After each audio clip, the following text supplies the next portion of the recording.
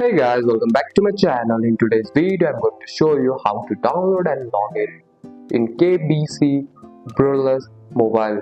First, unlock your phone and open the App Store. If you are using an iPhone, in the search bar type KBC Browserless Mobile.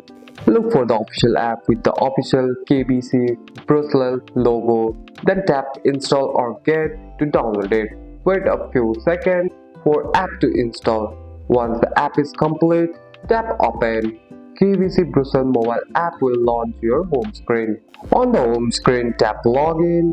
If you are a new user, you may see an option to register first. Enter your user ID and password or PIN. Some user may log in using It's Me, a card reader, or biometric login like fingerprint or Face ID. Follow the instruction shown on the screen. For the security, the app may ask you to confirm a code using a fingerprint or approve the login through It's Me. Once you verify, you will receive a login. You will see account balance, card, payment and other banking features. And that's it. That's all for today's video guys. If you found this video helpful, drop a like and subscribe for more videos. Thanks for watching. See you in the next one.